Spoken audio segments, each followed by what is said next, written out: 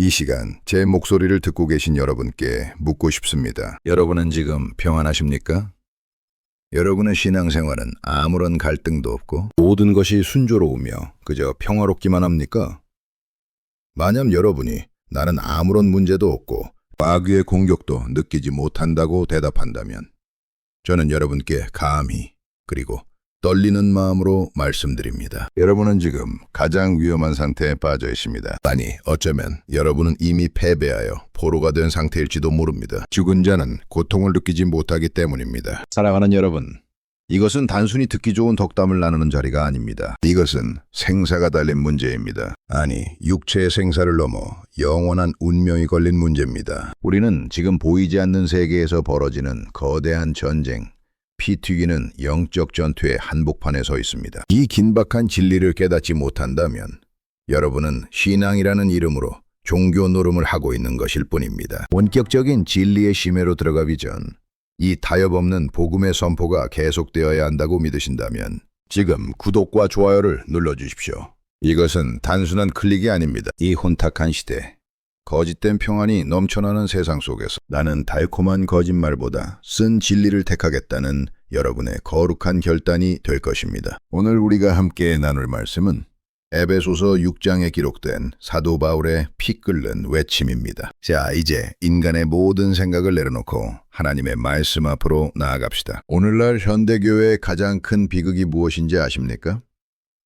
그것은 바로 수많은 그리스도인이 자신이 지금 전쟁터에 있다는 사실조차 모르고 있다는 것입니다. 많은 사람이 이렇게 착각합니다. 내가 예수님을 영접하고 회심했으니 이제 내 인생의 모든 문제는 끝났어. 이제 나는 꽃길만 걸을 것이고 장미꽃이 만발한 침대, 로즈베드에 누워 천국 갈 날만 기다리면 돼. 여러분, 이것은 기독교가 아닙니다. 이것은 성경이 말하는 신앙이 아닙니다. 이것은 마귀가 여러분에게 심어준 치명적인 안일의 꿈입니다. 성경을 펴십시오. 창세기부터 요한계시록까지 성경이 우리에게 외치는 진리는 무엇입니까? 우리는 거대한 영적 갈등, spiritual conflict의 당사자라는 것입니다. 우리의 씨름은 혈과 육을 상대하는 것이 아니 통치자들과 권세들과 이 어둠의 세상 주관자들과 하늘에 있는 악의 영들을 상대함이라. 이 사실을 모르는 사람은 자신이 싸우고 있다는 사실조차 모르는 사람은 이미 패배한 사람입니다. 왜냐하면 그는 눈이 멀었기 때문입니다. 저기 코앞에 칼을 겨누고 있는데 평안하다, 안전하다 라고 말하는 병사가 어떻게 살아남을 수 있겠습니까? 그러므로 그리스도인이여, 아직 안식을 추구하지 마십시오. 그 안일한 꿈을 버리십시오. 우리는 아직 본향에 도착하지 않았습니다. 우리는 적진 한복판에 있습니다. 우리가 왜 실패합니까? 왜 우리는 매일 넘어집니까? 그 이유는 우리가 적을 과소평가하고 우리 자신을 과대평가하기 때문입니다. 우리는 우리의 적, 마귀, the devil의 실체를 직시해야 합니다. 현대인들은 마귀를 그저 붉은 불이 달린 우스꽝스러운 만화 캐릭터나 중세의 미신쯤으로 치부합니다. 그러나 성경은 그를 간교한 자, 거짓의 아비, 공중권세 잡은 자라고 부릅니다. 사도 바울은 본문에서 마귀의 간계를 대적하라고 말합니다. 헬라어로 메토데야, 즉 그에게는 치밀한 방법과 전략이 있다는 뜻입니다. 그의 전략은 무엇입니까? 미묘함, subtlety입니다. 그는 험악한 얼굴로 다가와 우리를 겁박하는 것이 아닙니다. 그는 광명한 천사, angel of light로 가장하여 다가옵니다. 이것이 그의 무서움입니다. 그는 심지어 성경을 인용합니다. 예수님을 광야에서 시험할 때도 성경을 인용했던 자가 바로 마귀입니다. 그는 여러분이 죄를 짓게 만드는 것뿐만 아니라 때로는 여러분이 선한 일을 하게 만들 수도 있습니다. 여러분이 교회 활동에 열심을 내게 하고 봉사에 미치게 만들 수 있습니다. 그러나 바로 그 순간 여러분 마음 깊은 곳에 있는 끔찍한 교만과 자기의 self-righteousness를 보지 못하게 만듭니다. 나는 이렇게 열심히 봉사하고 있으니 괜찮아. 나는 저 사람들보다 나는 바리새인적 자기만족에 취하게 하여 정작 영혼은 썩어 들어가게 만드는 것. 이것이 마귀의 가장 탁월한 전략입니다. 그는 여러분이 지옥으로 가는 길을 종교적인 장식으로 예쁘게 포장해 줄 수 있는 존재입니다. 자, 이제 여러분 자신을 돌아보십시오. 여러분은 이 적을 여러분의 힘으로 이길 수 있다고 생각하십니까? 여러분의 지성으로, 여러분의 도덕성으로, 여러분의 대단한 결심으로 사탄을 대적할 수 있습니까?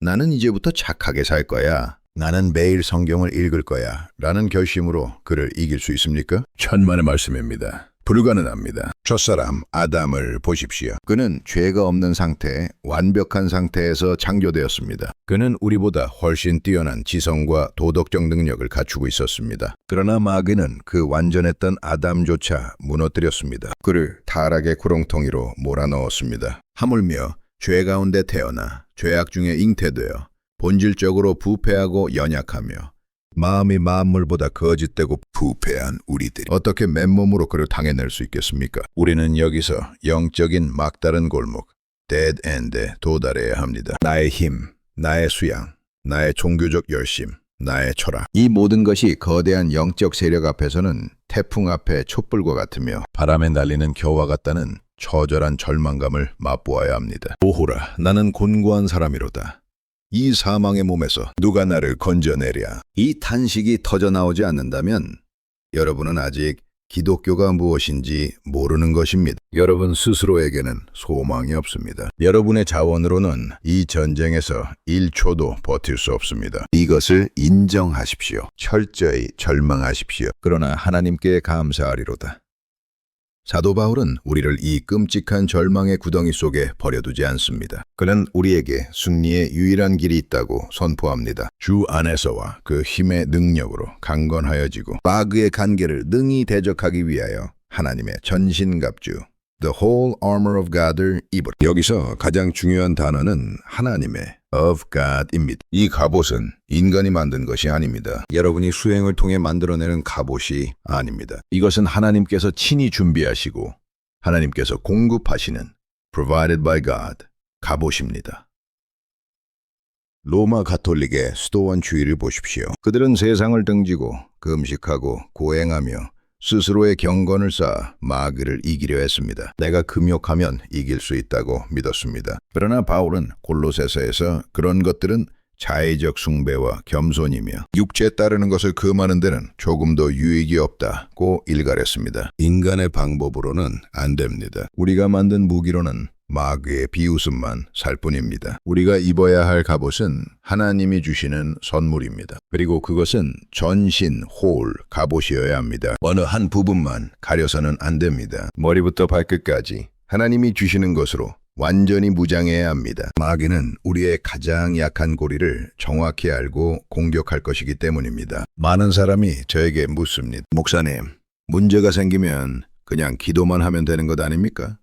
기도하면 다 해결되잖아요. 아니요, 그렇지 않습니다. 본문을 자세히 보십시오. 바울은 기도하라고 말하기 전에 갑옷을 입으라고 명했습니다. 벌거벗은 채로 전쟁터에 나가서 총알이 빗발치는데 엎드려 기도만 하고 있는 병사를 상상해 보십시오. 그는 적의 화살바지가 될 뿐입니다. 기도는 갑옷을 입고 그 갑옷을 활용하기 위해 하는 것입니다. 진리와 교리라는 갑옷 없이 하는 기도는 맹목적인 주문이나 미신이 될 수 있습니다. 우리는 기도로 갑옷을 입는 것이지 기도가 갑옷을 대체하는 것이 아닙니다. 이제 하나님께서 우리에게 공급하시는 그 놀라운 갑옷의 실체를 하나하나 뜯어봅시다. 이것은 단순한 비유가 아닙니다. 이것은 우리가 살 수 있는 유일한 생명줄입니다. 사도는 가장 먼저 진리로 너희 허리띠를 띠고 라고 말합니다. 왜 허리띠가 가장 먼저입니까? 고대 로마 군인에게 허리띠는 펄럭이는 옷을 고정하고 칼을 차며 힘을 쓰게 하는 기초였습니다. 이것이 없으면 옷이 흘러내려 싸울 수가 없습니다. 이 진리란 무엇입니까? 어떤 주석가들은 이것을 우리의 성실함, sincerity나 정직함이라고 말합니다. 우리가 진실해야 마귀를 이긴다는 것입니다. 물론 우리는 정직해야 합니다. 그러나 여러분, 마귀 앞에서 여러분의 정직함이 방패가 될 수 있습니까? 여러분의 성실함이 사탄의 참소를 막아낼 수 있습니까? 여러분이 아무리 성실해도 마귀보다 성실할 수는 없습니다. 우리의 성실함은 하나님 앞에서 누더기와 같습니다. 우리가 우리의 성실함에 의지하는 순간 우리는 즉시 패배할 것입니다. 여기서 말하는 진리는 주관적인 나의 태도가 아닙니다. 이것은 객관적인 하나님의 계시된 진리, objective revealed truth, 즉 교리, doctrine입니다. 오늘날 교회의 비극은 무엇입니까? 교리를 싫어한다는 것입니다. 교리는 딱딱해. 교리는 머리만 아프게 해. 그냥 은혜만 받으면 되지. 체험이 중요해. 라고 말합니다. 그러나 사도는 말합니다. 아니요. 진리가 먼저입니다. 여러분이 어떤 뜨거운 체험을 했다고 칩시다. 그런데 기분이 우울해지면 어떻게 됩니까? 체험이 사라지면 어떻게 합니까? 그때 마귀가 공격하면 여러분은 무너집니다. 감정에 의존하는 신화는 모래 위에 지은 집입니다. 우리를 지탱하는 것은 변하지 않는 하나님의 말씀, 성경의 교리입니다. 나는 누구인가? 나는 전적으로 타락한 죄인이다. 하나님은 누구신가? 그는 거룩하고 공의로우신 심판자이시다. 구원은 무엇인가?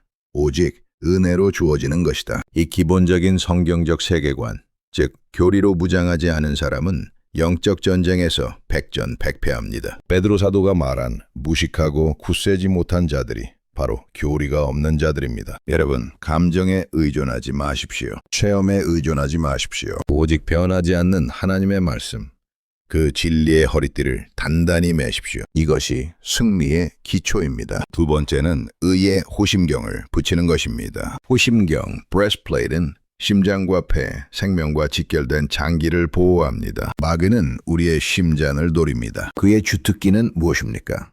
그는 참소하는 자, accuser입니다. 그는 밤낮으로 우리를 고발합니다. 그는 여러분의 과거를 들추어냅니다. 네가 그러고도 기독교인이야? 20년 전에 지은 저 더러운 죄를 기억해봐. 너는 위선자야. 너는 실패했어. 네 꼴을 봐라. 갑자기 죄책감이 밀려오고 자신의 비참함이 보일 때 여러분은 무엇으로 막으시겠습니까? 그래도 나는 요즘 착하게 살고 있어. 이것이 여러분의 호심경입니까? 나는 헌금을 많이 했고 봉사도 했어. 이것이 방어막입니까? 천만에요. 마귀는 여러분의 그 얄팍한 의 righteousness을 종이장처럼 뚫어버릴 것입니다. 우리의 의는 이사야 선지자의 말처럼 다 더러운 옷과 같습니다. 만약 여러분이 자신의 윤리적 도덕성이나 행위를 방패로 삼는다면 여러분은 반드시 절망에 빠질 것입니다. 우리가 붙여야 할 호심경은 그리스도의 의, righteousness of Christ입니다. 이것은 내가 만든 의가 아닙니다. 이것은 하나님이 예수 그리스도를 통해 나에게 전가해 주신 imputed, 밖에서 온 의입니다. 이것이 바로 종교개혁의 핵심인 이신칭의 justification by faith의 교리입니다. 마귀가 너는 죄인이야, 너는 자격이 없어 라고 정죄할 때 여러분은 내 행위를 내세우며 변명하지 마십시오. 대신 담대하게 이렇게 외쳐야 합니다. 그래, 마귀야, 네 말이 맞다. 나는 죄인이다. 내 안에는 선한 것이 하나도 없다. 나는 비참한 존재다. 그러나 나는 그리스도 안에 있다. 예수 그리스도께서 나의 모든 죄를 짊어지고 십자가에서 죽으셨다. 그분이 율법의 모든 요구를 완성하셨고 그분의 완전한 순종과 의가 나에게 입혀졌다. 하나님은 나를 보실 때 나를 보지 않으시고 내 안에 있는 그리스도의 피를 보신다. 그러므로 그리스도 예수 안에 있는 자에게는 결코 정죄함이 없다. 이것이 복음입니다. 이것이 십자가의 능력입니다. 여러분의 행위가 아니라 오직 예수 그리스도의 보혈과 그분의 공로만을 의지하는 것. 이것만이 마귀의 불화살을 막아내는 유일한 강철 호심경입니다. 여러분은 이 의의 호심경을 확신하고 있습니까? 아니면 여전히 여러분의 부족한 행위를 보며 불안해하고 있습니까? 마지막으로 오늘 살펴볼 것은 평안의 복음이 준비한 것으로 신을 신고입니다. 군인에게 신발은 기동성과 안정성을 의미합니다. 진흙탕에서 미끄러지지 않고 굳건히 서서 stand firm. 필요할 때 신속하게 움직이기 위함입니다. 그런데 왜 하필 평안, 피스입니까? 전쟁터에서 평안이라니요. 이것은 역설적인 진리입니다. 하나님과의 깊은 평화를 누리지 못하는 자는 마귀와의 전쟁에서 결코 싸울 수 없다는 뜻입니다. 생각해 보십시오. 한 나라가 외적과 싸우려면 내부가 단절되어야 합니다. 내면에서 내전, civil war이 벌어지고 있는 군인이 외부의 적과 싸울 수 있습니까? 여러분의 마음속을 들여다보십시오. 하나님이 정말 나를 사랑하실까? 내가 구원받은 게 맞을까? 하나님이 나에게 벌을 주지는 않을까? 이런 의심과 두려움으로 하나님과의 관계가 불화하고 양심이 찔리고 마음이 요동치고 있다면 어떻게 그 강력한 마귀를 대적할 힘이 나오겠습니까? 하나님과 불화한 상태에서는 마귀와 싸울 수 없습니다. 마귀 밥이 될 뿐입니다. 우리는 먼저 하나님과의 평화를 확립해야 합니다. 그러므로 우리가 믿음으로 의롭다 하심을 받았으니 우리 주 예수 그리스도로 말미암아 하나님과 화평을 누리자. 십자가를 통해 하나님과 내가 화목하게 되었음을 확신해야 합니다. 더 나아가 이 평안이 내 마음을 지배할 때 우리는 어떤 상황에서도 침착할 수 있습니다. 이것은 심리적인 마인드 컨트롤이나 명상이 아닙니다. 이것은 객관적인 복음에서 나오는 평안입니다. 만일 하나님이 우리를 위하시면 누가 우리를 대적하리요? 이 확신이 있는 자만이 영적 전투에서 민첩하고 담대하게 적을 향해 돌진할 수 있습니다. 여러분의 발에는 이 신발이 신겨져 있습니까? 사랑하는 여러분, 이제 말씀을 맺겠습니다. 우리는 지금 낭떠러지 끝에 서 있는 것과 같습니다. 적은 강력하고 간교하며 쉴 새 없이 우리를 공격합니다. 그는 우리의 약점을 너무나 잘 압니다. 우리의 지식, 우리의 도덕, 우리의 종교적 열심, 우리의 체험, 그 어떤 것도 우리를 구원할 수 없습니다. 이것을 인정하는 것이 승리의 시작입니다. 여러분 자신의 가능성에 대해 완전히 철저히 끔찍하게 절망하십시오. 그리고 눈을 들어 십자가를 바라보십시오. 오직 십자가만이 유일한 탈출구입니다. 하나님께서 우리를 위해 무엇을 하셨는지 보십시오.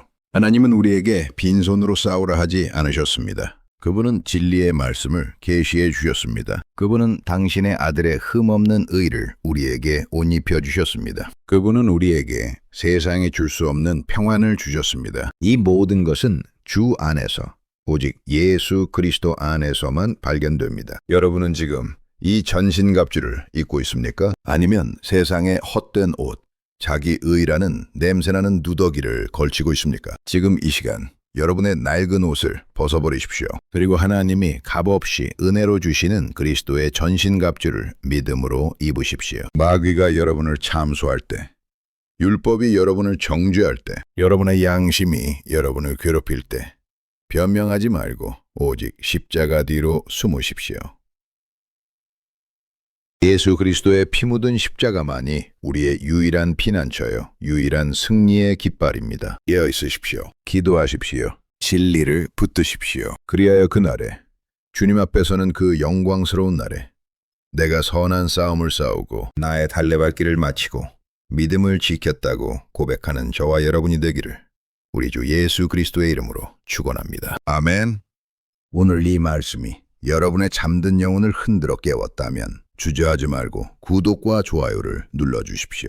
이것은 저를 위한 것이 아닙니다. 매주 선포되는 이 타협 없는 진리의 말씀이 더 널리 퍼져 잠든 영혼들을 깨우는데 여러분이 동참해 주시길 바라는 마음입니다. 다음 시간 우리는 믿음의 방패와 구원의 투구, 그리고 성령의 검에 대해 더 깊이 나누게 될 것입니다. 세상이 줄 수 없는 평안이 여러분과 함께하기를 빕니다.